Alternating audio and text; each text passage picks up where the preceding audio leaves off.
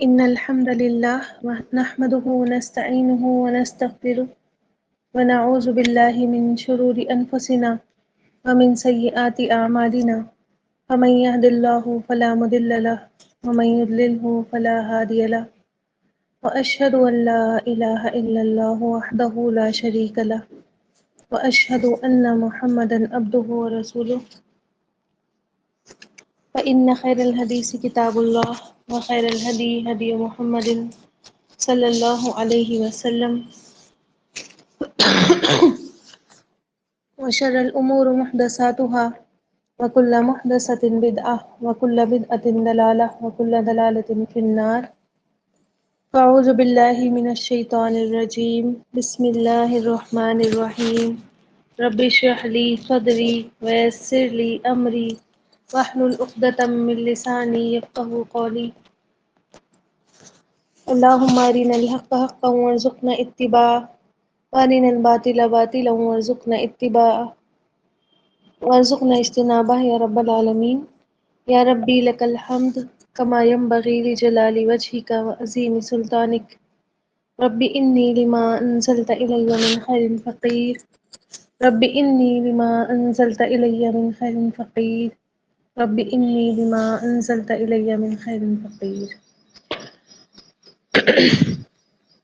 آج انشاءاللہ تعالی ہم آیت نمبر 41 کریں گے سورۃ البقرہ کی، اور جیسے کہ آیت نمبر 40 سے ان کا بنی اسرائیل کا جو ہے تذکرہ بھی چلا ہے، اور انشاءاللہ تعالی یہ تذکرہ جو ہے اب سورہ یہ پہلے پارے کے اینڈ تک جائے گا، ٹھیک ہے۔ انہی کے بارے میں اللہ تعالیٰ ہمیں بتائے گا کہ ان کی کیا کیا کرتوتیں تھیں، اور جو ہے یہ کس طرح سے اللہ تعالیٰ کے غضب کو انہوں نے دعوت دی۔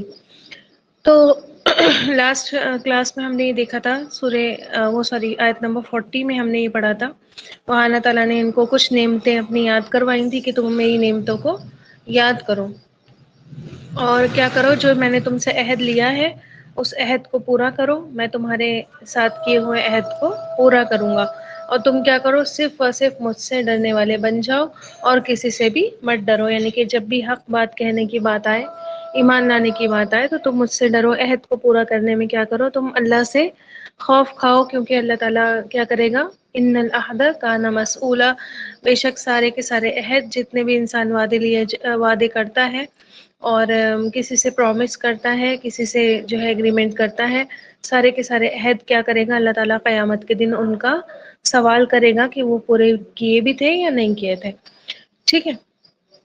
تو اب اسی کو آگے کنٹینیو کرتے ہوئے جو اللہ تعالیٰ ان کو کچھ کرنے کو کہہ رہا ہے کہ تم یہ کرو ہے نا، عہد پورے کرو، تم مجھ سے ڈرو۔ اب اگلی بات اللہ تعالیٰ نے جو فرمائی اس آیت میں، آیت نمبر 41 میں کیا کہا، وَآمِنُوا، اور تم ایمان لے آؤ، اور تم ایمان لے آؤ۔ آمینو کیا ہے اس کا روٹ ورڈ؟ کوئی روٹ ورڈ بتائیے آمینو کا۔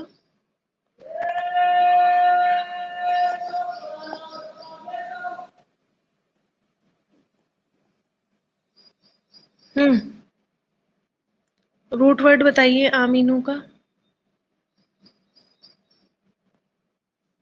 جی، حمزہ، میم اور نون، امن، ٹھیک ہے، امن ایمان اسی سے بنا ہے۔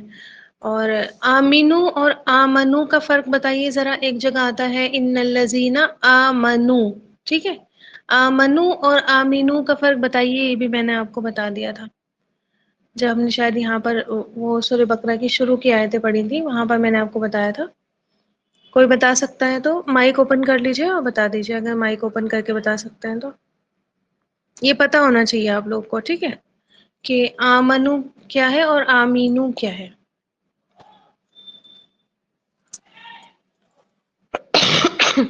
ٹھیک ہے، آمینو کا ورڈ ٹو ورڈ تو ہے ہی کہ تم سب ایمان لے آؤ، ٹھیک ہے، اور آمنو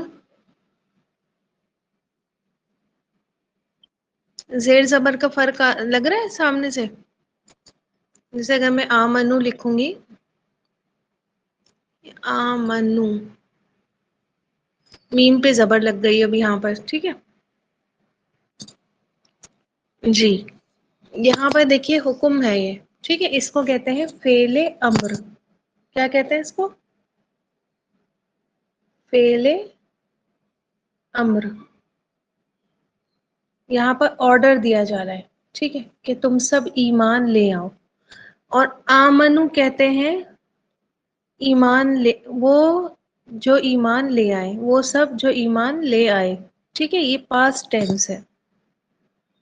کیا ہے یہ؟ پاسٹ ٹینس ہے. آگے فرق سمجھ میں آ گیا؟ یہ ماضی کا صیغہ ہے آمنو، اور آمینو کیا ہے؟ فعل امر ہے. آرڈر یہاں پر دیا جا رہا ہے. آمینو میں آرڈر دیا جا رہا ہے تم سب ایمان لے آؤ، اور آمنو کیا ہے؟ وہ ایمان لے آئے، وہ سب ایمان لے آئے. ٹھیک ہے، جیسے ہم ترجمہ کرتے ہیں ان الذین آمنو، بے شک وہ لوگ جو ایمان لے آئے. ٹھیک ہے، اور یہاں پر کیا ہے؟ آرڈر ہے تم سب ایمان لے آؤ. یہاں پر ان کو آرڈر دیا جا رہا ہے، حکم دیا جا رہا ہے. اور آپ دیکھیں کہ کس پر ایمان لے آؤ؟ بما انزلتو، جو میں نے نازل کیا، اس پر جو میں نے نازل کیا. مصدقا لما معکم، تصدیق کرنے والا ہے اس کی جو تمہارے پاس ہے، اس کی تصدیق کرتا ہے جو تمہارے پاس ہے. تو عہد پورا کرنے میں یہ بھی شامل ہے کہ تم کیا کرو؟ آخری نبی پر ایمان لے آؤ، ہے نا. اور آپ دیکھیں یہاں پر بات تو صرف اس کی ہو رہی ہے، کتاب کی. آ رہی بات سمجھ میں؟ اللہ تعالیٰ نے کیا نازل فرمائی ہے؟ کتاب نازل فرمائی ہے. لیکن اس میں آٹومیٹیکلی جو ہے رسول پر ایمان بھی شامل ہوگا. کیسے؟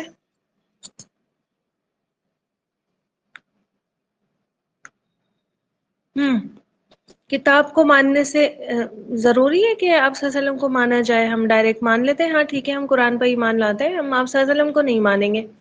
کیا یہ ایمان صحیح ہے؟ کیوں؟ کیوں صحیح نہیں ہے؟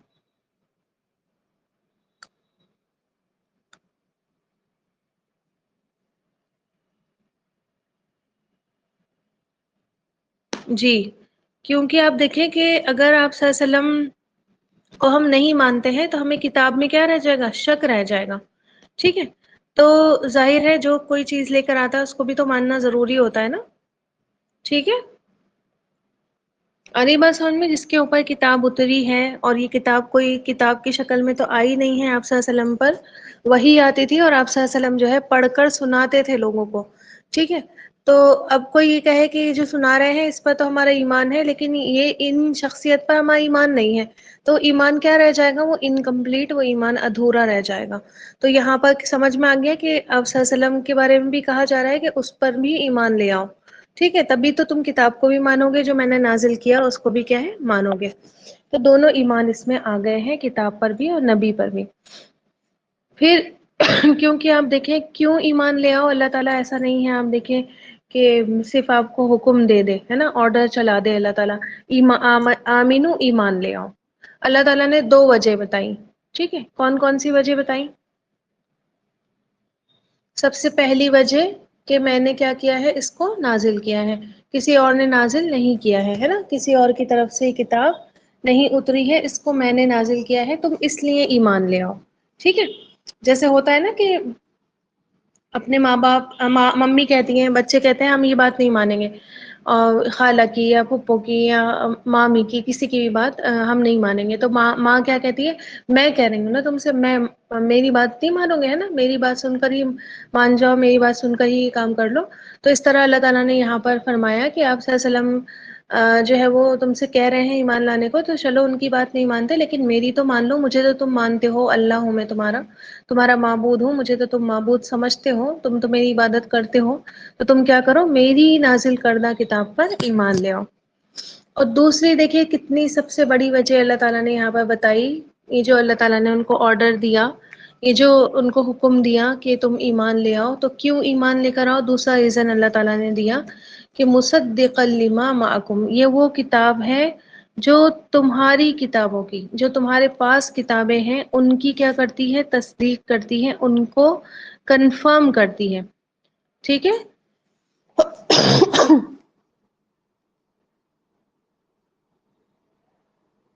آگئی بات سمجھ میں؟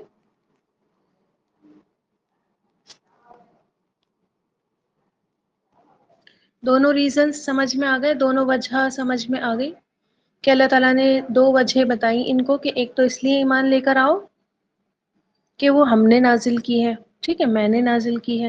اور دوسرا اس لیے بھی ایمان لے کر آؤ کہ وہ جو تمہارے پاس کتابیں ہیں یہ ان کو جھٹلاتی نہیں ہے، یہ ان کو جھوٹا نہیں بتاتی، بلکہ کیا کرتی ہے، اس کی تصدیق کرتی ہے، ان کو سچ بتاتی ہے۔ ٹھیک ہے، اب دیکھیے اگرچہ وہ رسولوں کو، کتابوں کو، فرشتوں کو، آخرت کو مانتے تھے، ہے نا، ایسا نہیں ہے کہ ان کے یہاں یہ کنسپٹ نہیں تھا، رسولوں کو بھی مانتے تھے، کتابوں کو بھی، ہے نا، اپنی اپنی، لیکن بس فرشتوں کو بھی مانتے تھے، آخرت کو بھی مانتے تھے، سب کچھ مانتے تھے، لیکن آپ صلی اللہ علیہ وسلم کو اور قرآن کو کیا تھے، اسکپ کر رہے تھے، آپ صلی اللہ علیہ وسلم اور قرآن کو نہیں مان رہے تھے۔ تو اس کے بغیر کیا تھا، ان کا ایمان امپرفیکٹ تھا، ٹھیک ہے، باطل تھا۔ آ رہی بات سمجھ میں؟ اور ڈائریکٹ خطاب، خاص خطاب جو ہے یہ بنی اسرائیل سے ہے، لیکن عام طور پر ہم سبھی سے یہ بات کہی جا رہی ہے کہ ایمان تب تک مکمل نہیں ہوتا جب تک انسان جو ہے آپ صلی اللہ علیہ وسلم پر اور قرآن پر ایمان لے کر نہیں آتا۔ ٹھیک ہے، یہ دونوں جو ہے لازمی حصہ ہے ہمارے ایمان کا۔ کوئی یہ نہیں کہہ سکتا کہ ہم اللہ کو مانتے ہیں، اللہ کی عبادت کرتے ہیں، لیکن ہم آپ صلی اللہ علیہ وسلم کو اور قرآن کو نہیں مانیں گے۔ اللہ تعالیٰ کی اطاعت ہو ہی نہیں سکتی جب تک آپ قرآن پر قرآن نہیں پڑھیں، قرآن پر عمل نہیں کریں، اور اللہ تعالیٰ کی اطاعت ہو نہیں سکتی جب تک آپ صلی اللہ علیہ وسلم کا طریقہ نہیں اپنائیں۔ ٹھیک ہے، جیسے کہ میں نے آپ کو پہلے ہی بتایا تھا کہ اگر آپ اللہ تعالیٰ کو آپ نے راضی کرنا ہے تو اللہ تعالیٰ کس چیز سے راضی ہوتا ہے اور کس چیز سے ناراض ہو جاتا ہے، اللہ تعالیٰ ہی تو بتائے گا نا۔ اور اللہ نے کس کو بتائی ہیں یہ باتیں؟ اپنے نبیوں کو بتائی ہیں، اور کس میں بتائی ہیں؟ قرآن میں بتائی ہیں۔ تو ظاہر ہے وہ چیز ہی آپ اسکپ کر دیں گے جہاں پر اللہ تعالیٰ نے اپنی رضا اور اپنی ناپسند کو ظاہر کیا ہے، تو پھر آپ کس طرح اللہ تعالیٰ کی پوری پوری اطاعت کر سکتے ہیں؟ ہرگز بھی نہیں کر سکتے۔ ٹھیک ہے، تو اب دیکھیں اگر ہم ریچولز کی طرف جائیں تو عبادت کا جو سب سے بڑا ریچول ہے وہ کیا ہے؟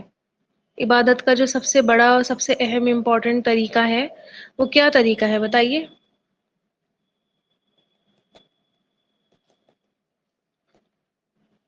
ہم اگر ہم اللہ تعالیٰ کی عبادت پر آتے ہیں، اللہ تعالیٰ کی عبادت کی بات کرتے ہیں، سمجھ میں آ رہا ہے میرا کوشچن؟ نہیں آ رہا؟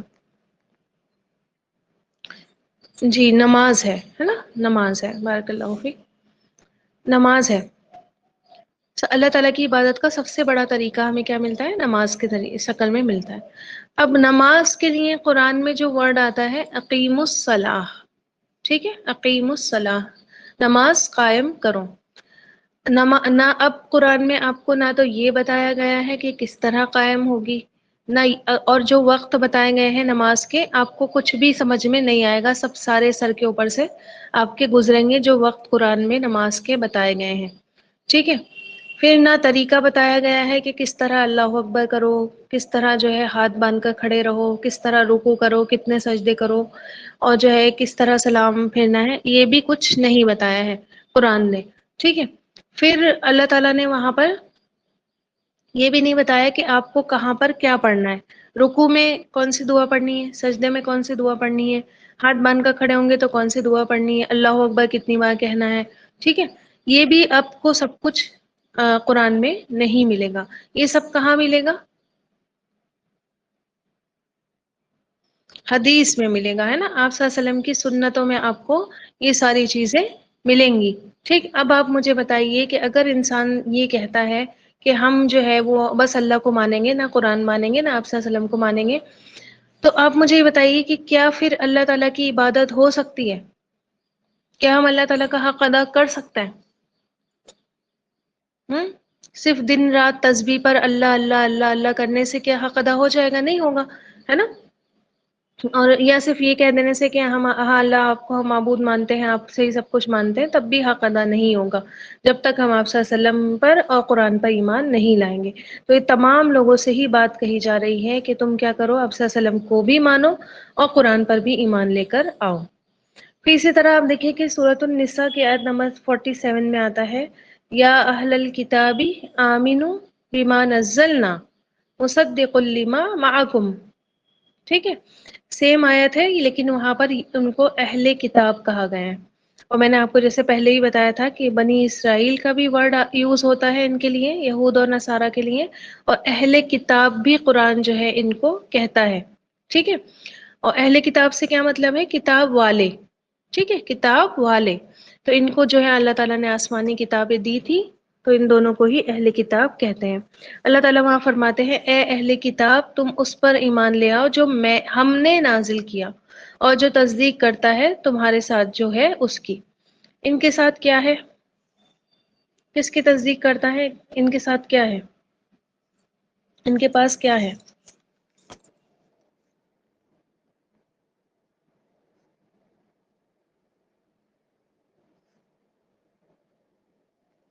بتائیے کیا ہے ان کے پاس؟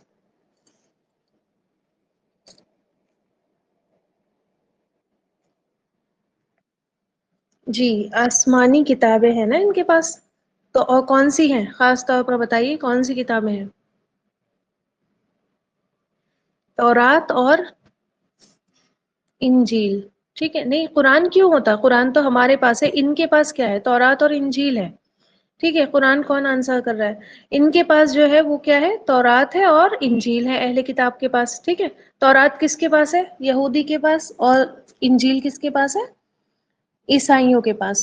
ٹھیک ہے، تو قرآن جو ہے وہ ان کی دونوں کتابوں کی یعنی کہ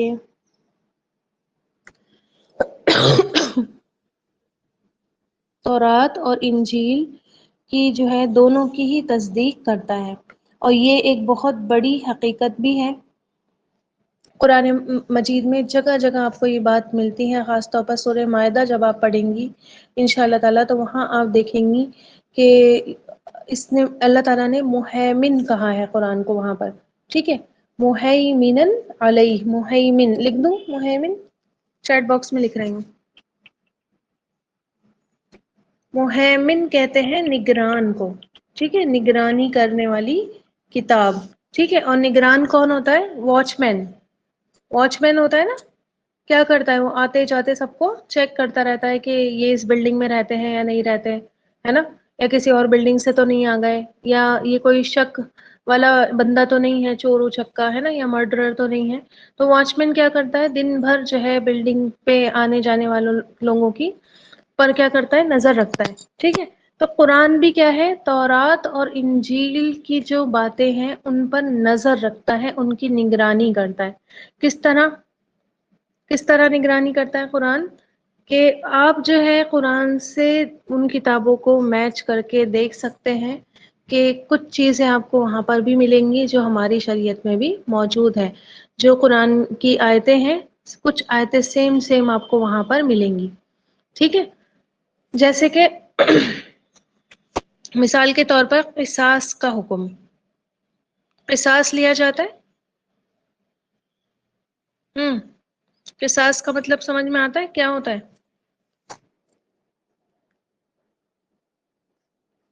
کیا ہوتا ہے قصاص؟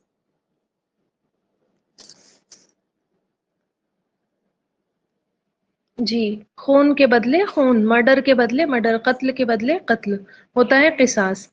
تو یہ تورات میں بھی آتا ہے اور قرآن نے اس کو کنفرم کیا ہے، جیسے کہ سورہ مائدہ میں آتا ہے وَكَتَبْنَا عَلَيْهِمْ فِيهَا، اور ان پر ہم نے فرض کر دیا اس میں یعنی کہ تورات میں، ان النفس بالنفس، کہ جان کے بدلے کیا ہے؟ جان، والعین بالعین، اور آنکھ کے بدلے آنکھ، والاذن بالاذن، اور کان کے بدلے کان، والانف بالانف، اور ناک کے بدلے ناک،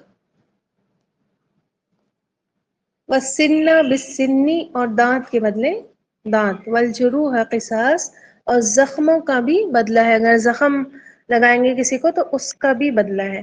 فمن تصدق به فهو کفارۃ اللہ، اور جو معاف کر دے، صدقہ کر دے یعنی کہ نہیں لے بدلہ، تو اس کے لیے کیا بن جائے گا؟ وہ چیز کفارہ بن جائے گی۔ تو یہ چیز آیت نمبر بتا دوں؟ سورہ مائدہ کی آیت نمبر ہے ایک منٹ رکیے، 45۔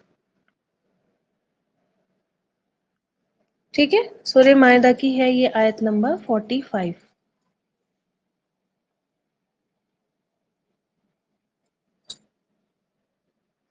تو سیم حکم ہمارے یہاں بھی ہے یا نہیں ہے؟ بتائیے، سیم قصاص کا حکم ہمارے یہاں بھی موجود ہے یا نہیں؟ بتائیے۔ ٹھیک، ہمارے یہاں کہاں پر ہے؟ سورہ بقرہ میں ہی آپ پڑھیں گی انشاءاللہ تعالی، قصاص کا حکم آئے گا، سیم حکم ہے۔ ٹھیک کہ جو ہے وہ زندہ کے بدلے وہ سوری آزاد کے بدلے آزاد، غلام کے بدلے غلام، عورت کے بدلے عورت. ٹھیک. اور زخموں کا بھی آتا ہے کہ قصاص لیا جائے گا. اور پھر وہاں پر بھی اللہ تعالیٰ نے یہ فرمایا ہے کہ جو کوئی اپنے بھائی پر احسان کر دے یعنی کہ معاف کر دے اس کو تو اس کو اس کا بدلہ ملے گا، اس سے اچھا بدلہ اس کو ملے گا. ٹھیک. تو تورات میں بھی ہے، قرآن اس کو کنفرم کرتا ہے. اور آپ دیکھیں کہ اللہ تعالیٰ ان کو یہ بھی سمجھا رہا ہے کہ یہ جو نبی کریم صلی اللہ علیہ وسلم ہے کہ کوئی ایسی کتاب تو نہیں لے کر آ رہے جو تمہاری کتابوں کو جھٹلاتی ہو، یہ کہتی ہو کہ تورات بھی غلط، انجیل بھی غلط ہے نا، بس قرآن صحیح ہے. ایسا تو کچھ نہیں ہے، کوئی سین نہیں ہے. اور الٹا کیا ہے، تورات کی بھی تصدیق کرتا ہے قرآن اور انجیل کی بھی تصدیق کرتا ہے. تورات کو بھی صحیح کہتا ہے قرآن اور انجیل کو بھی کیا کرتا ہے، صحیح کہتا ہے. ٹھیک. لیکن ایک چیز جس پر ہمارا ایمان ہے، جس کو آپ دھیان رکھیں گی کیونکہ اسی سے کیا ہے ہمارا ایمان کمپلیٹ ہوتا ہے، وہ یہ ہے کہ پچھلی کتابوں پر جو ہمیں ایمان لانے کی بات کری گئی ہے کہ ہم پچھلی کتابوں پر بھی ایمان رکھیں گے تو وہ ہوگا ہمارا ایمان مجمل. ٹھیک ہے. ایمان مجمل یعنی کہ ہمارا ہوگا وہ شارٹ والا ایمان ان پر. کیا ایمان کہ وہ کتابیں کیا ہے، اللہ تعالیٰ کی طرف سے ہی نازل ہوئی ہیں، اللہ کے نبی پر ہی نازل ہوئی ہیں، رسولوں پر ہی نازل ہوئی ہیں، اللہ کی طرف سے بالکل حق ہے، سچ ہے. ٹھیک ہے. ان میں جو قرآن سے میچنگ چیزیں ہیں ان کو ہم مانتے ہیں، لیکن اس میں کیا کیا ہے یہود اور نصارہ نے، اس میں کیا کر لیا ہے، پھیر بدل کر لیا ہے، اپنی طرح سے چیزیں اس میں ایڈ کر دی ہیں اور جو ان کو صحیح نہیں لگتا تھا وہ انہوں نے اس میں سے نکال دیا ہے. ٹھیک ہے. تو ان چیزوں کو ہم نہیں مانتے. آگے بات سمجھ میں. ایمان مجمل ہمارا ان پر ایمان مجمل ہے یعنی کہ شارٹ والا ایمان ہے، تفصیلی ایمان نہیں ہے. ڈیٹیل والا ایمان ہمارا کس پر ہے، قرآن پر ہے. ٹھیک ہے. عمل ہم کس پر کریں گے، قرآن پر کریں گے، ان پر عمل نہیں کریں گے، ہم ان کو صرف مانیں گے. ٹھیک ہے. کہ یہ بھی کیا ہے، اللہ تعالیٰ کی طرف سے نازل کردہ کتابیں ہیں. اگلی بات سمجھ میں. تو قرآن تو ہم اور الٹا کیا کرتا ہے، ان پر بھی اپنے حاملین کو، قرآن والوں کو بھی کیا کرتا ہے، ان کتابوں پر ایمان لانے کے لیے ابھارتا ہے.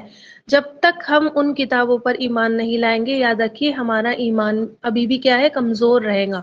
جب تک ہم ان کتابوں کو کے بارے میں یہ نہیں مانیں گے کہ وہ بھی اللہ تعالیٰ کی طرف سے تھی اور انہوں نے ان میں بھی کیا کر دیا، پھیر بدل کر دیا، تب تک ہمارا ایمان کیا ہے، ناقص ہے. ٹھیک ہے، ادھورا ہے. تو قرآن تو اتنی اچھی بات کرتا ہے، قرآن تو اور الٹا کیا کرتا ہے، تمہاری مسلمان اور مومن کیا ہے، تمہاری کتابوں کو بھی مانتے ہیں. تو تمہیں کیا ہے کہ تم اللہ تعالیٰ کی اتنی بڑی کتاب کو جھٹلا رہے ہو، حالانکہ تمہیں غلط نہیں کہہ رہا، نہ تمہاری کتابوں کو غلط کہہ رہا ہے. پرابلم تو دیکھیے تب آنی چاہیے نا کہ جب قرآن کیا کرے، ان کو سرے سے ہی نکار دے، ہے نا. پرابلم تو تب آنی چاہیے نا کہ آپ ایک بندے کو سرے سے ہی کیا کر دیں، غلط ثابت کر دیں. اس کی اچھی بھی باتیں غلط اور اس کی غلط باتیں تو ہیں ہی غلط. ٹھیک ہے. تو تب انسان چڑھتا ہے نا. اب تو یہ کوئی چڑھنے کی بات نہیں ہے، یہ تو فوراً مان لینے والی بات تھی. ٹھیک ہے. پھر اسی طرح آپ دیکھیں کہ جو یہ والی بات ہے جو سورہ مائدہ میں ہی آپ کو ملے گی، جہاں پر اللہ تعالیٰ نے یہ فرمایا ہے کہ وَكَتَبْنَا عَلَيْهِ نہیں سوری من اجل ذالک كتبنا على بني اسرائیل انه من قتل نفسا بغیر نفس او فساد فی الارض فکانما قتل الناس جميعا ومن احیاها فکانما احیا الناس جميعا. یہ سورہ مائدہ کی آیت نمبر وہ ہے 31 نہیں 32. ٹھیک ہے. 32 سورہ مائدہ آیت نمبر 32. یہ بھی قرآن سے ان کے میچ کرتی ہے کہ بنی اسرائیل پر اللہ تعالیٰ نے کیا فرض کیا ہوا تھا کہ جس نے ایک انسان کا قتل کر دیا اس نے تمام انسانیت کا قتل کر دیا، اور جس نے ایک انسان کو زندگی بخشی اس نے تمام کے تمام انسانیت کو زندگی بخش دی. تو یہی قانون ہمارے یہاں ہے. ٹھیک ہے. انسانی جان کی جو حرمت ہے کہ انسان کی آپ جان نہیں لے سکتے، چاہے وہ کافر ہو اور چاہے وہ مسلمان ہو، چاہے وہ کتنا بھی بدکار ہو، کتنا بھی گناہ گار ہو یا کتنا ہی نیک ہو، آپ کے ہاتھ میں اس کی جان لینا نہیں ہے. ٹھیک ہے. آپ اس کی جان ہرگز بھی نہیں لے سکتے. تو اس سے اگر کسی نے ایک بندے کی جان لی تو ایسے ہی جیسے اس نے پوری انسانیت کا قتل کر دیا.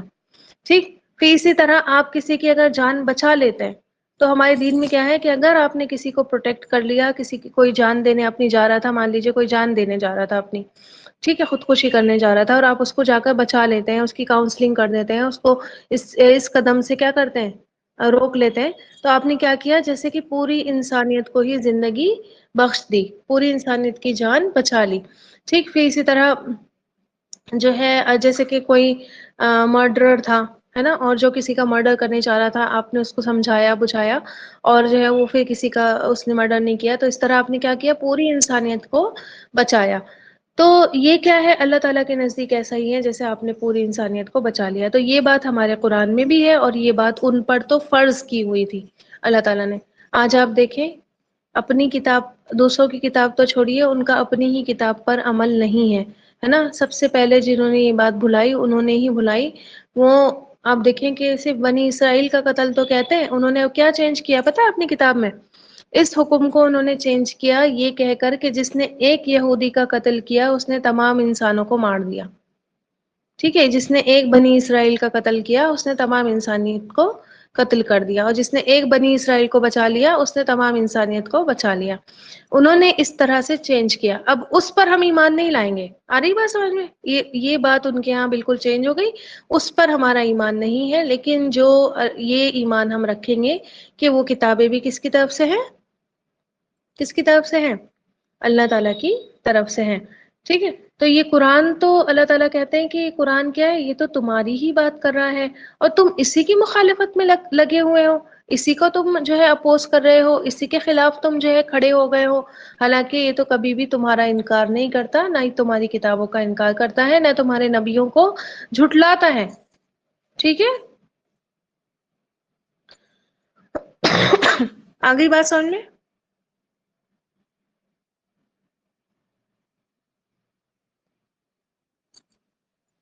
پھر دیکھیں اگلی بات جو اللہ تعالیٰ نے فرمائی، وَلَا تَكُونُوا أَوَّلَ كَافِرٍ بِهِ، اور تم مت ہو جانا پہلے کافروں میں سے. ٹھیک ہے، اس کے پہلے انکاری، ٹھیک ہے، پہلے پہل انکار کرنے والے تم مت بن جانا. کیا مطلب ہوا؟ ہم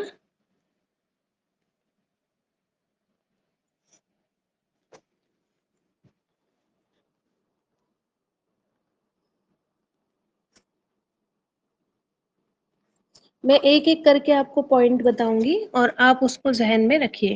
ٹھیک ہے، دیکھیے کیا مطلب ہوا اس بات کا جو اللہ تعالیٰ نے فرمائی ہے کہ تم پہلے پہل کافر نہیں بننا، اس کے پہلے انکاری مت بن جانا.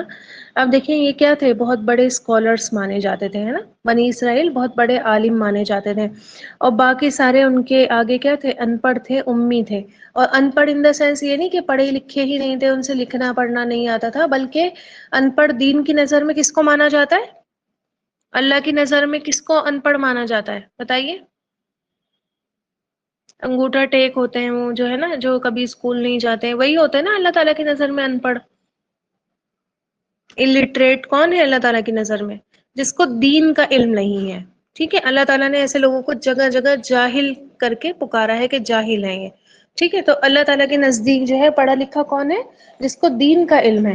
اب چاہے اس نے اسکول میں جا کر کچھ بھی نہیں پڑھا، لیکن اگر وہ دین کا پراپر علم رکھتا ہے جتنا ہونا چاہیے ایک مسلمان کو، تو وہ اللہ تعالیٰ کی نظر میں پڑھا لکھا ہے. پتہ نہیں کون ہے. اور اگر اس کو دین کا علم نہیں ہے تو چاہے وہ ڈاکٹر ہو، چاہے وہ کوئی پی ایچ ڈی ہو، چاہے وہ کوئی انجینئر ہو، وہ university of California, Cambridge university سے ڈگریز لے کر آیا ہو، وہ اللہ تعالیٰ کی نظر میں کیا رہے گا، ان پڑھ ہی رہے گا. ٹھیک ہے، ان پڑھ کا ان پڑھ ہی رہے گا. آ رہی بات سمجھ میں؟ تو اب یہ کیا تھے، ان کو دین کا بہت زیادہ علم تھا، دین کے بارے میں بہت زیادہ جانتے تھے، عالم کہلائے جاتے تھے، اسکالرس کہلائے جاتے تھے. لیکن ان کے سامنے جو لوگ تھے، یعنی کہ آپ دیکھیں نا کہ مدینہ کے لوگ ہوں، اوس یا خزرج ہو یا مکہ کے لوگ ہوں، ان کے پاس تو کوئی بھی کتاب نہیں تھی، ہے نا، ان کو دین کا علم کچھ بھی نہیں تھا، ان کے پاس کوئی نبی نہیں آیا تھا. تو یہ سارے کے سارے ان کے سامنے امی تھے. تو اللہ تعالیٰ فرمانے کہ تم تو پڑھے لکھے مانے جا رہے تھے، ہے نا، تم کو تو یہ باتیں سب سے پہلے سمجھ میں آنی چاہیے تھی، ہے نا، تمہیں تو سب سے پہلے سمجھ جانا چاہیے کہ یہ قرآن جو ہے یہ تمہاری کتابوں سے ہی میچ کرتا ہے نا، تمہارے جیسا ہی ہے. چاہیے تھا کہ تم کیا ہے، کیا ہو، سب سے پہلے ایمان لے کر آؤ. اور یہ اہل کتاب ہی تو ایسے لوگ تھے نا کہ جو مسلمانوں کو کافروں سے زیادہ اچھے سے سمجھ سکتے تھے۔ آج بھی آپ دیکھیں کہ جو یہودی میں بھی اہل کتاب ہوتے ہیں، وہ سوری یہودی میں بھی یہودی کہہ رہی ہوں، بنی اسرائیل میں جو کرسچنز ہوتے ہیں، کرسچن جو کمیونٹی ہوتی ہے، آپ دیکھیں گی کہ ایمان لانے کی اور مسلمان بننے کی جو پروسیس ہے ان میں سب سے زیادہ تیز ہے۔ ٹھیک ہے، ہندو بھی ایمان اتنی جلدی نہیں لاتا، یہودی بھی، یہودیوں کیا تو بالکل ہی ختم ہے یہ چیز، سمجھ لیجئے ایک طریقے سے اللہ تعالیٰ کا ہی فرمان ہے کہ اکا دکا لوگ ہی ایمان لاتے ہیں۔ لیکن آپ جہاں کرسچن کی بات کریں گے نا تو ملینز میں ان کا ریشیو ہے، ملینز بلینز میں کتنے سارے کرسچنز جو ہیں وہ ایمان لا چکے ہیں۔ ٹھیک ہے، ہر سال جو ہے وہ ان کی تعداد 30-50 ہزار، سمجھ لیجیے 30 سے 50 ہزار ہوتی ہے ہر سال کرسچنس میں ایمان لانے کی تعداد۔ تو کیوں ہوتا ہے ایسا؟ کیوں ہوتا ہے بتائیے؟ ہوں کیونکہ وہ اب دیکھیں جب ان کے سامنے قرآن پڑھا جاتا ہے نا، یا وہ خود اسٹڈی کرتے ہیں نا قرآن کو، تو ان کو پتہ لگتا ہے کہ سیم چیزیں تو ہماری بک میں لکھی ہوئی ہیں، ہے نا، ہماری کتاب میں لکھی ہوئی ہیں۔ پھر ان کے ہاں نبیوں کا بھی کنسپٹ ہے نا، کہ اللہ تعالیٰ نے اپنے نبی ٹائم ٹو ٹائم بھیجے دنیا میں، ہے نا، ان کو آدم علیہ السلام کے بارے میں، آدم اور ایو انہی کے اس میں لکھا ہوا ہے۔ وہ الگ بات ہے کہ غلط سلط کر کے لکھا ہوا ہے، لیکن وہ جانتے ہیں آدم علیہ السلام پہلے انسان تھے جو دنیا میں آئے، ہے نا، حوا علیہ السلام ان کی بیوی تھی، جنت میں رکھے گئے، شیطان نے ان کو نکلوایا، یہ سارا کنسپٹ ان کے یہاں موجود ہے۔ نوح علیہ السلام کا بھی کنسپٹ موجود ہے ان کے یہاں، موسیٰ علیہ السلام، عیسیٰ علیہ السلام، داؤد، سلیمان، ہر نبی کو وہ جانتے ہیں جیسے ہم جانتے ہیں۔ ٹھیک ہے، پھر اللہ تعالیٰ کی جو کتابیں اتری ہیں ان کو بھی وہ پہچانتے ہیں، سمجھتے ہیں۔ ایک جو فرقہ سمجھ لیجیے، ایک کرسچینٹی میں ایک فرقہ ہے جس کا یہ ایمان بھی ہے کہ عیسیٰ علیہ السلام واپس آئیں گے۔ ٹھیک ہے، ایک فرقہ تو ان کو خدا ہی مان لیتا ہے نا، لیکن ایک فرقہ ہے جس کا یہ بھی ماننا ہے کہ عیسیٰ علیہ السلام واپس آئیں گے۔ ہم بھی مانتے ہیں، ظاہر سی بات ہے، ہمارا ایمان مکمل ہو ہی نہیں سکتا جب تک ہم ان چیزوں پر ایمان نہیں رکھیں گے۔ ٹھیک ہے، تو وہ بہت زیادہ جو ہے ریلیٹ کر لیتے ہیں، بہت جلدی ریلیٹ کر لیتے ہیں اس چیز کو۔ ہمارے دین میں جو ہے ان کے دین سے میچنگ بہت ساری چیزیں ہیں۔ پھر دیکھیں وہ جبرائیل امین کو بھی مانتے ہیں، فرشتوں کا بھی تصور ان کے یہاں ہے جیسے ہمارے یہاں ہے۔ ان کا ماننا ہے کہ جبرائیل علیہ السلام جو ہے وہی فرشتے ہیں جنہوں نے کیا کیا ہے، جو وہی لے کر آتے تھے، وہ تمام انبیاء پر وہی جو ہے لے کر آیا کرتے تھے۔ ٹھیک ہے، پھر یہ ان سب کو آلریڈی سب باتیں پتہ ہے۔ اب ایسے انسان سے ایکسپیکٹیشن رکھنا کہ یہ کفر کریں گے، تو یہ تو بالکل غلط بات ہے نا۔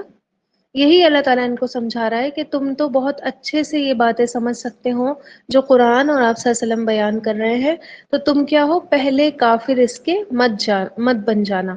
ٹھیک ہے، تم تو بہت بڑے کیا ہو، عالم ہو، تمہیں تو سب سے پہلے ماننا چاہیے۔ پہلی بات تو یہی ہو گئی۔ ٹھیک، پھر سیکنڈ بات آپ دیکھیے کہ یہ بات بھی تھی کہ آیتیں خاص طور پر انہی کے لیے، یعنی کہ یہود کے جو اسکالرس تھے ان کے لیے اتری، کیونکہ اس وقت کے دین کے ٹھیکیدار وہی لوگ تھے۔ آگئی بات سمجھ میں؟ تو اگر یہ ایمان لے آتے، یہ کفر نہیں کرتے، یہ پہلے کافر نہیں بلکہ پہلے مسلمان بنتے، ان کو دیکھ کر کیا ہوتا؟ جب ایک گھر کا بڑا کوئی کام کر رہا ہوتا ہے تو چھوٹے وہی کام کرتے ہیں؟ بتائیے، کرتے ہیں یا نہیں کرتے ہیں؟ بڑوں کو دیکھ کر چھوٹے بھی کیا ہوتے ہیں؟ سدھر جاتے ہیں، اور بڑوں کو دیکھ کر چھوٹے بھی بگڑ جاتے ہیں۔ سمینہ آپ کیا نہیں ہوتا ہوگا، ہمارے یہاں تو وہی ہوتا ہے، جو ہم زبان سے بھی کچھ نکال دیتے ہیں تو بچے بھی وہی کہنا سٹارٹ کر دیتے ہیں۔ ٹھیک ہے، تو یہ تو فیکٹ ہے۔ آپ دیکھیں کہ نہیں، سوری کی بات نہیں ہے، یہ تو فیکٹ ہی ہے۔ آپ دیکھیں نا کہ جو بڑا کر رہا ہوتا ہے، دیکھیے معاشرے کے جتنے بھی بڑے بڑے لوگ ہوتے ہیں، ٹھیک، اپنے معاشرے پر، اپنی سوسائٹی پر آپ نظر ڈالیے، انہوں نے بڑے بڑے ہوٹلز وغیرہ لینا سٹارٹ کیے ہے نا شادی وغیرہ کے لیے، تو چھوٹے پیچھے رہے، پھر مڈل کلاس پیچھے رہے، غریب پیچھے رہا؟ نہیں رہا، اس نے بھی انہی ہوٹلز میں شادی کرنا سٹارٹ کر دی۔ پھر آپ دیکھیں انہوں نے بڑھ چڑھ کر دہیج دیا ہے نا، گاڑی بھی دی انہوں نے، بھائی جنریٹر بھی دیا انہوں نے، ایئر کنڈیشن بھی دیا، اور انہوں نے فرنیچر بھی ٹاپ کوالٹی کا دیا۔ کیا مڈل کلاس پیچھے رہا؟ اس نے چاہے بینک سے لون لیے، چاہے قرضہ لیے، چاہے کسی سے خیرات لی، چاہے کسی سے زکوٰۃ لی، پیچھے نہیں رہا۔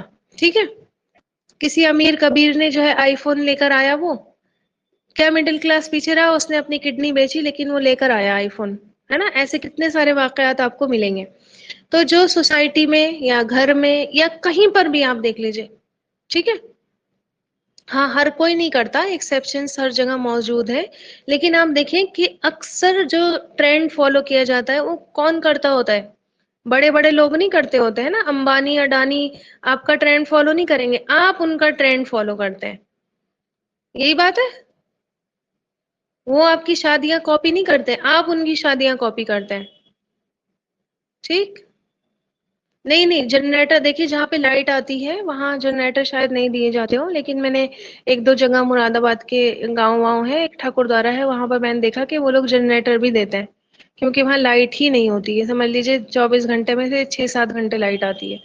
اور بھی بہت ساری چیزیں ہیں، صرف جنریٹر نہیں بلکہ بہت ساری چیزیں ہیں جو دی جاتی ہیں، اور ان کو کاپی کر کے کیا ہے غریب بھی بیچارہ چاہے پس کر دے رہا ہو، چاہے خیرات لے کر دے رہا ہو، زکوٰۃ لے کر دے رہا ہو، چاہے بینک سے لون اٹھا اٹھا کر دے رہا ہو، دیتا ہے.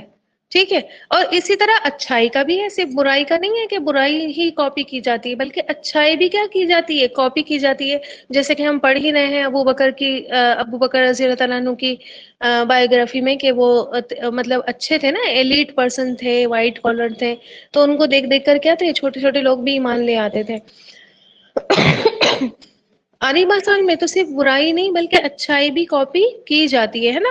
ماں کوئی اچھا کام کرتی ہے یا باپ کوئی اچھا کام کرتا ہے تو بچے بھی کیا ہے اچھا ہی کام کرتے ہیں. ٹھیک. تو پھر لیکن اب یہ بھی ہوتا ہے کہ غلط طرح سے بھی اولادیں نکل آتی ہیں. خیر میں آپ کو صرف یہی بتا رہی تھی کہ یہ تھے اسکالرس، یہ تھے دین کے ٹھیکے دار، یہ بنے ہوئے تھے دیندار. اور دینداروں کو دیکھ کے تو بہت زیادہ انسان اٹریکٹ ہوتا ہے نا، چاہتا ہے کہ ہم بھی ان کی روش پر چلیں. تو اگر یہ ایمان لے آتے، اگر یہ مسلمان ہو جاتے، تو ان کا دیکھا دیکھی کیا ہے؟ باقی کے جتنے چھوٹے لوگ ہیں جو ان سے جا جا کر مسئلے پوچھا کرتے تھے، جو ان سے جا جا کر دین کا کی نالج حاصل کیا کرتے تھے، وہ بھی کیا ہو جاتے؟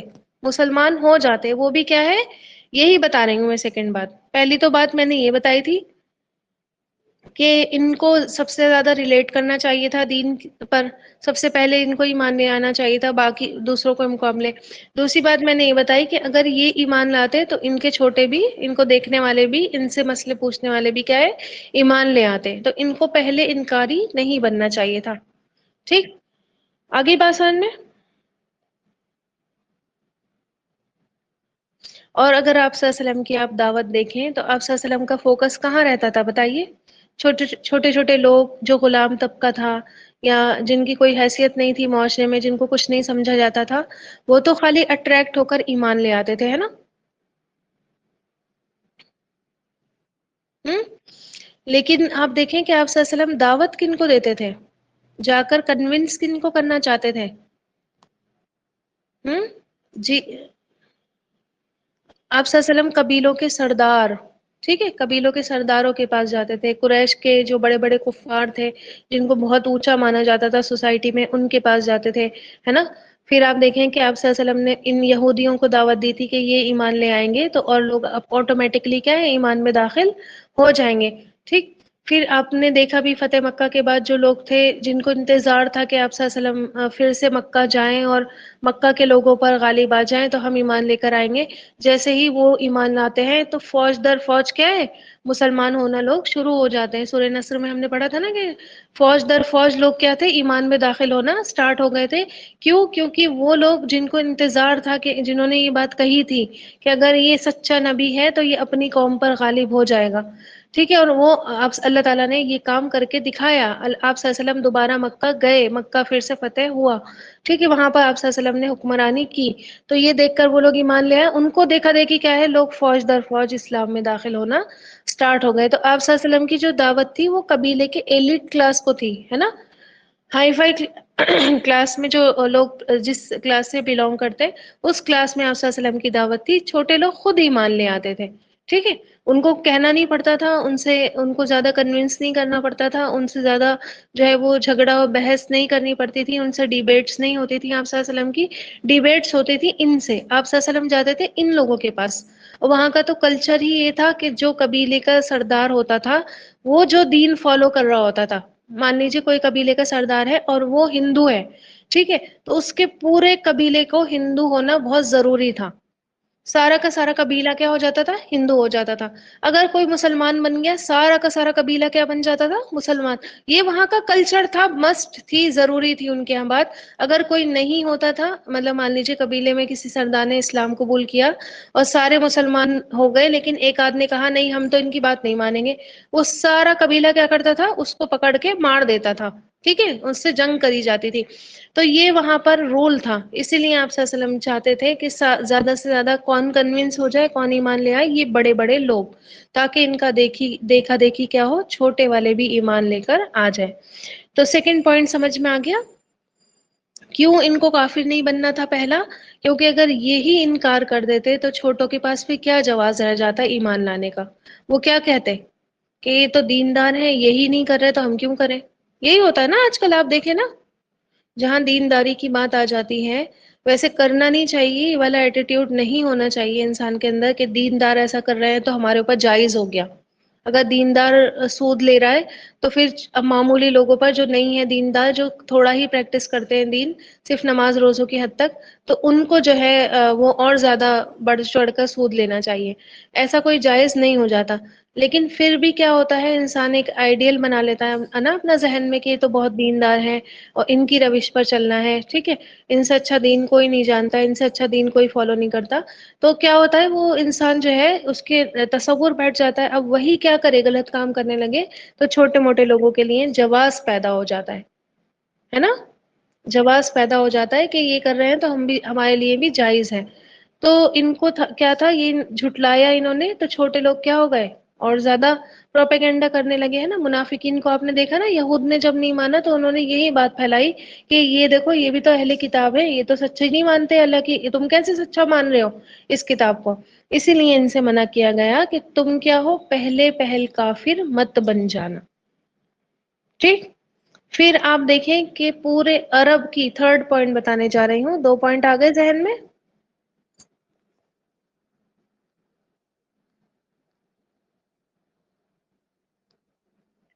ہوں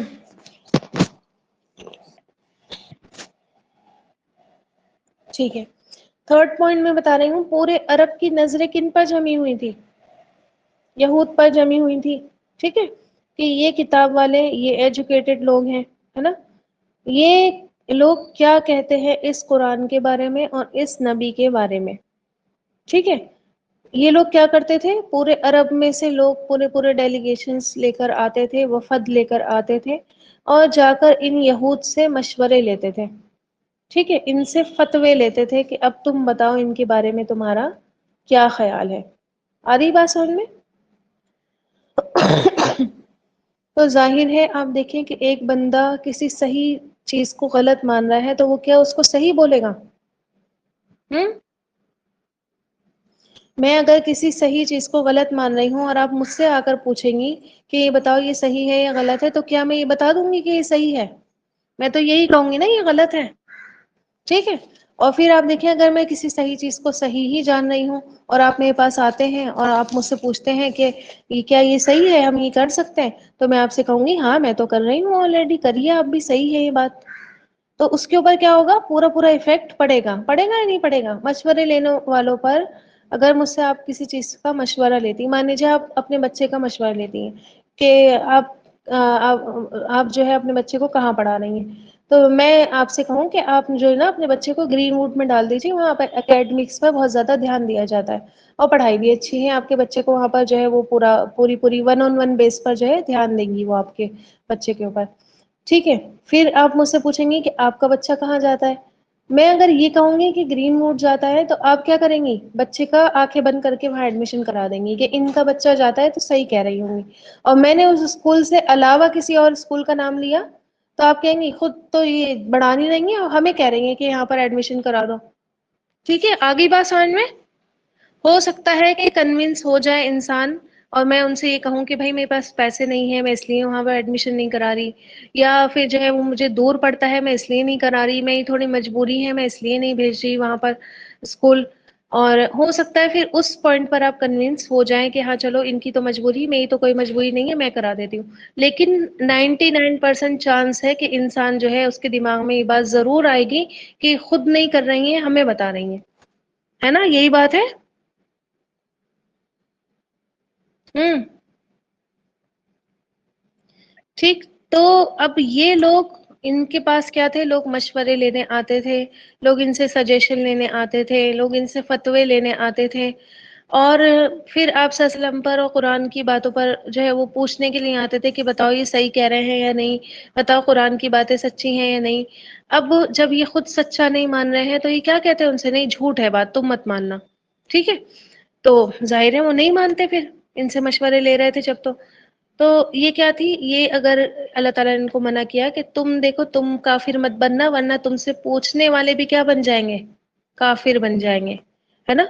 और ये चीज आपको आप सल्लल्लाहु अलैहि वसल्लम ने जो खत भेजे हैं बादशाहों की तरफ, आपने अगर सीरत में वो खत पढ़े हो, मैं आपको दोबारा जहन ताजा कर दूंगी इस बात पर, आपको याद आ जाएगा। आप सल्लल्लाहु अलैहि वसल्लम जब खत लिखा करते थे तो आप सल्लल्लाहु अलैहि वसल्लम क्या कहते थे लास्ट में, कि अगर तुम ईमान ले आए तो तुम्हारी पूरी कौम क्या हो जाएगी, निजात पा जाएगी, और अगर तुमने नहीं माना तो फिर सारी कौम का वबाल तुम पर पड़ेगा।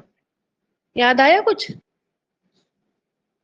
बादशाह से आप सल्लल्लाहु अलैहि वसल्लम क्या कहते थे, कि अगर तुम ईमान ले आए तो तुम्हारी पूरी कौम क्या हो जाएगी, सलामत रहेगी, अमन से रहेगी, और तुम ईमान नहीं लाए तो सारी कौम का वबाल तुम्हारे एक के ऊपर पड़ेगा। क्यों? क्यों पड़ेगा? उनकी क्या गलती थी?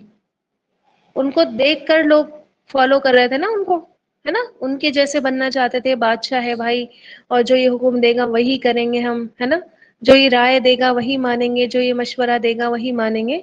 और जाहिर है फिर वो मशवरा नहीं देता कि तुम मुसलमान हो जाओ, या वो राय नहीं देता कि हाँ सही है, मैं तो नहीं मान रहा, तुम कर लो, लेकिन ऐसा तो वो नहीं करता, है ना, वो तो मना ही करता। तो फिर सारी कौम का वबाल क्या है, तुम पर पड़ेगा। तीनों पॉइंट क्लियर है जहन में? वला तकूनु अव्वला काफिरिन भी, इसके पहले पहल इनकारी तुम मत बन जाना। ठीक है, ताकि दूसरों पर उसका गलत इम्पैक्ट ना पड़े। और ये तीनों तरीके से पड़ सकता है, तीनों तरीके से जो है वो गलत इम्प्रेशन तुम्हारी तरफ से जा सकता है, तो तुम अपना गलत इम्प्रेशन मत छोड़ना। ठीक है। और ये हमारे लिए भी, इसमें आप देखिए कि कितना बड़ा सबक है। हमें बहुत सारे लोग क्या कर रहे होते हैं, कॉपी कर रहे होते हैं, खास तौर पर जहाँ दीन की, एक तो घर में भी कॉपी कर रहे होते हैं हमारे बच्चे, है ना, जो दिन भर हम करते रहते हैं, जो दिन भर हम बातें करते रहते हैं, जो जिस चीज में हम दिन भर अपना टाइम स्पेंड करते हैं, बच्चे भी क्या है, माँ मोबाइल लेकर बैठेगी बच्चे भी मोबाइल ही देखेंगे, और माँ बुक्स लेकर बैठेगी तो बच्चे भी क्या है, बुक्स लेकर बैठेंगे, है ना, यही होता है ना। माँ कुरान पढ़ेगी बच्चों को भी शौक आएगा। ठीक। तो सबसे पहले तो हमारे बच्चे ही हमें कॉपी कर रहे होते हैं, फिर जहां हम दीनदारी का अपने ऊपर लगा देते हैं कि लोग हमें जो है समझने, हम अपने आप से तो नहीं लगाते लेकिन लोग हमें समझने लगते हैं कि ये बहुत ज्यादा क्या है, दीनदार है।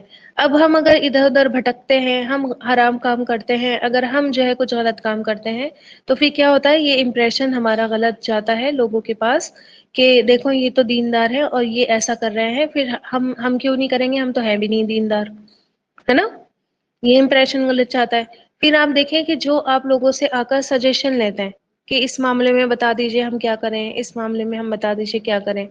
ठीक। अब आप क्या करते हैं, कर तो आप कुछ रहे हैं अपनी जिंदगी में, सजेशन आप कुछ दे रहे हैं। ठीक है, तो ये इंप्रेशन भी क्या है आपका, गलत पड़ता है।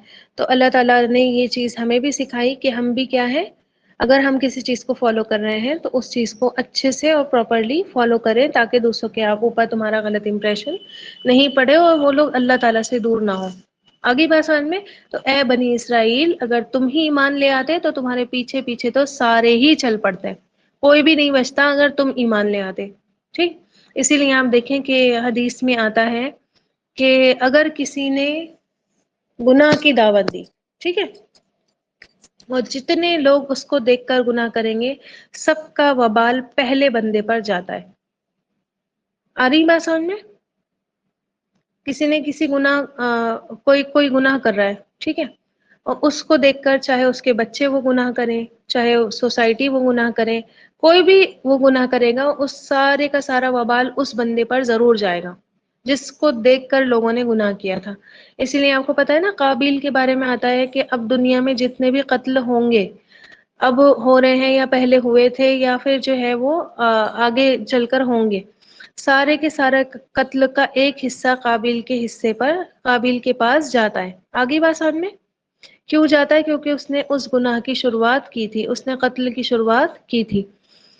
تو اللہ تعالیٰ ان کو یہی سمجھا رہا ہے کہ پہلے کافر بنو گے تو تمہارے پیچھے کتنے لوگ کفر کریں گے، ہے نا؟ کتنے بندے آج بھی آپ دیکھ لیں، یہودیوں نے ایک بار انکار کیا تھا، ہے نا؟ اب ان کی تو کوئی غلطی نہیں ہے جو ان کی اولاد یہودی بنی ہے اور وہ اب مسلمان نہیں بنتی ہے، وہ دین کی طرف نہیں آتی ہے، وہ دین اسلام ایکسیپٹ نہیں کرتی ہے. اب ان باپ داداؤں کی تو کوئی غلطی نہیں تھی، وہ آ کر ان کا ہاتھ تو نہیں روک رہے، لیکن ان کا دیکھی دیکھی ہی تو یہ کفر میں ہے نا.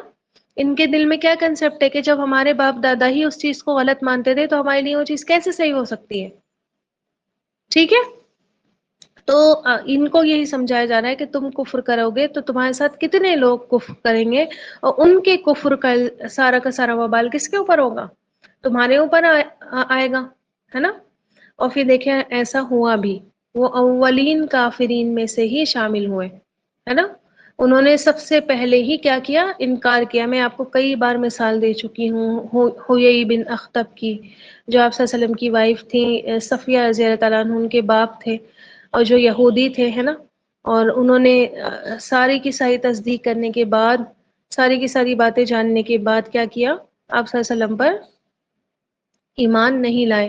اسی طرح ایک یہودی تھے، کیا نام تھا ان کا؟ نام بھول گئی میں ان کا.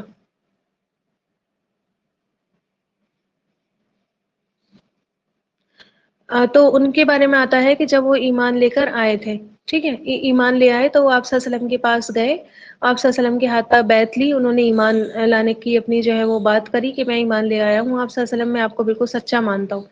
لیکن پھر میری قوم، پھر آپ صلی اللہ علیہ وسلم نے ان سے پوچھا کہ آپ کی قوم آپ کو کیسا مانتی ہے؟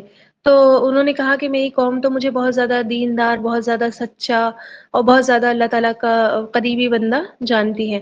انہوں نے کہا ٹھیک ہے، تم آپ چھپ جاؤ اور میں آپ کی قوم کو بلاتا ہوں. وہ چھپ گئے اور آپ صلی اللہ علیہ وسلم نے ان کی قوم کو بلایا، مطلب سارے یہودیوں کا آپ صلی اللہ علیہ وسلم نے وہاں پر بلایا. آپ صلی اللہ علیہ وسلم نے ان کے بارے میں پوچھا کہ آپ بتائیے کہ یہ کیسے انسان ہے نا؟ اور مجھے ان کے بارے میں جاننا ہے. تو آپ صلی اللہ علیہ وسلم نے کہا بہت زیادہ جھوٹے ہیں؟ بولے نہیں نہیں، ان سے زیادہ تو سچا کوئی ہے ہی نہیں. پھر آپ صلی اللہ علیہ وسلم نے پوچھا کہ کیا دین سے بہت زیادہ دور ہیں؟ تو انہوں نے کہا نہیں نہیں، بہت زیادہ دیندار ہیں.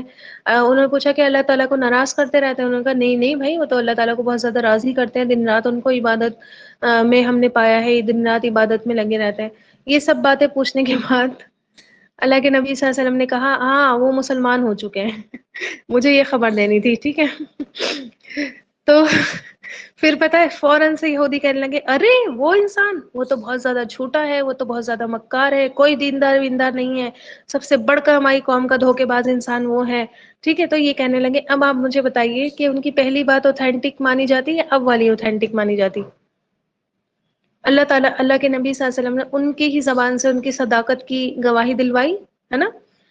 اور جو ہے بعد میں بھی جب آپ صلی اللہ علیہ وسلم نے کہا کہ وہ ایمان لے آئے ہیں تو یہ جھٹلانے لگے، ہے نا؟ ان کو جھوٹا بولنے لگے، ان کے اوپر الزام لگانے لگے. تو پھر کیا ہے، ان کی بات نہیں مانی جاتی. پہلی ہی والی بات صحیح تھی ان کی جو انہوں نے بنا جانے کہہ دی تھی. ان کو اگر پتا ہوتا، سوچئے ان کو پتا چل جاتا تو وہ کبھی بھی ان کے حق میں گواہی نہیں دیتے، ہیں نا؟ پہلے ہی آ کر کیا کرتے، جھوٹا بولنے لگتے. تو خیر میں آپ کو یہی بتا رہی تھی کہ یہ لوگ جو ہے اس طرح سے انہوں نے کیا، ایمان یہ لے کر نہیں آئے. ان کے اپنے ہی اندر کے کچھ لوگ جیسے ایمان لے کر آئے، 4-5 ہی لوگوں کا نام آتا ہے جو ایمان لے کر آئے ہیں، ان کے علاوہ کوئی بھی ایمان نہیں لایا، اور ان کو دیکھ کر بھی یہ لوگ ایمان نہیں لائے. ٹھیک ہے. اور الٹا کیا کیا انہوں نے، اڑ گئے اپنی بات پر کہ ان پر تو کوئی ایمان ہم نے لانا ہی نہیں ہے. کیوں اڑے؟ اس کی وجہ بھی میں آپ کو کئی بار بتا چکی ہوں. کیوں اڑ گئے تھے یہ اپنی بات پر؟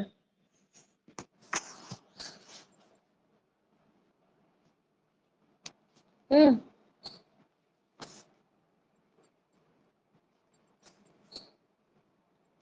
بتائیے کیوں اڑے تھے یہ اپنی بات پر؟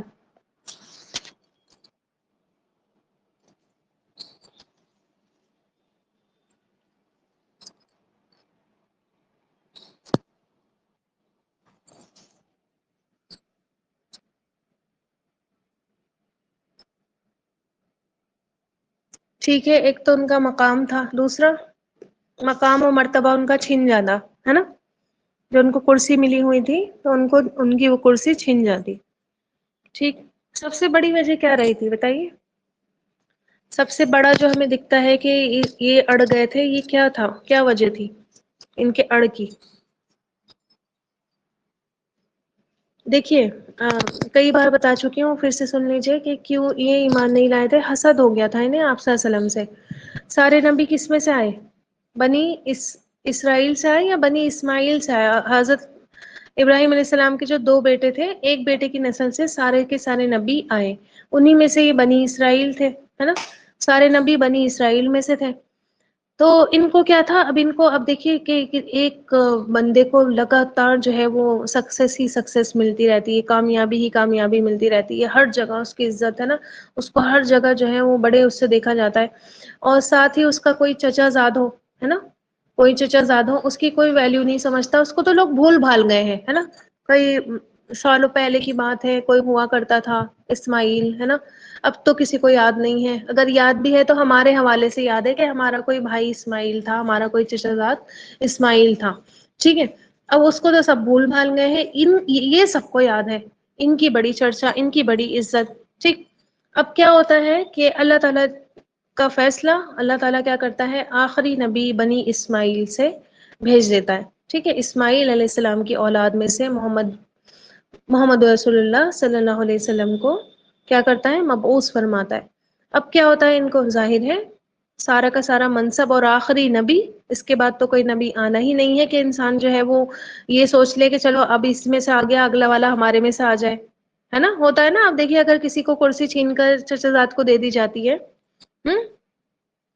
تو انسان کیا ہے، وہ یہ سوچتا ہے کہ چلو کبھی ہماری اولادیں آئیں گی تو ان کو مل جائے گی کرسی، پھر کبھی ایسا ہوا تو ہماری اولاد میں ٹرانسفر ہو جائے گی. انسان کو تھوڑا بہت بھروسہ ہوتا ہے.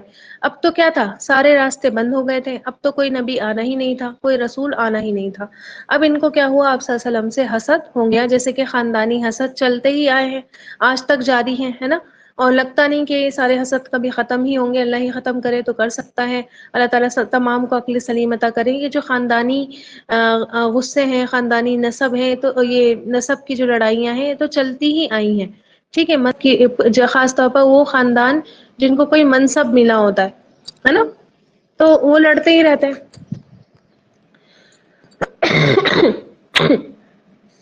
تو ان کے ہاں بھی کیا ہوا، یہی غصہ، یہی غضب ان کا حسد میں چینج ہوا، اور حسد کی بنا پر پھر یہ آپ صلی اللہ علیہ وسلم پر ایمان نہیں لائے. ٹھیک ہے. ان کو بہت زیادہ غصہ آیا کہ یہ کیا ہوا، نبی تو ہمارے میں سے آنا چاہیے تھا، یہاں سے کیسے آ گیا، اب ہم نہیں مانیں گے. ٹھیک. تو تکبر یہ سب سے بڑی وجہ بنا، اور خاص طور پر یہ خاندانی منصب جو چینج ہوا، یہ کرسی جو بدلی گئی، تو یہ ان کی جو ہے ایمان لانے کی وجہ بنی، ایمان نہیں لانے کی وجہ بنی. ٹھیک ہے. تو اس آیت کا پارٹ رہ گیا وَلَا تَشْتَرُوا بِآيَاتِي ثَمَنًا قَلِيلًا. یہ ان شاء اللہ تعالی ہم کل کریں گے. اور اس میں بہت ساری باتیں اس میں بھی ہیں پوائنٹ وائز، کہ اللہ تعالیٰ کی آیتوں کو بیچنے کا کیا مطلب ہے. ٹھیک ہے. اللہ تعالیٰ کی آیتیں بیچنا کسے کہتے ہیں، تو ان شاء اللہ تعالیٰ ہم وہ کل سمجھیں گے. ابھی کسی کو کچھ پوچھنا ہے تو پوچھ لیجئے.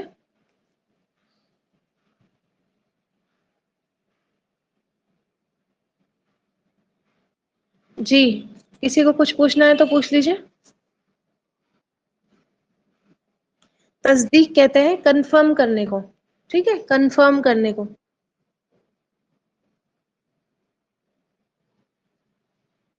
اور کچھ؟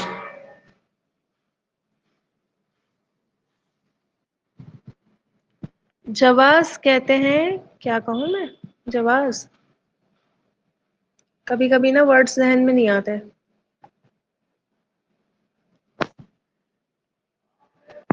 نہیں نہیں، کیوروسٹی کو نہیں کہیں گے، کیوروسٹی کو جواز نہیں کہیں گے.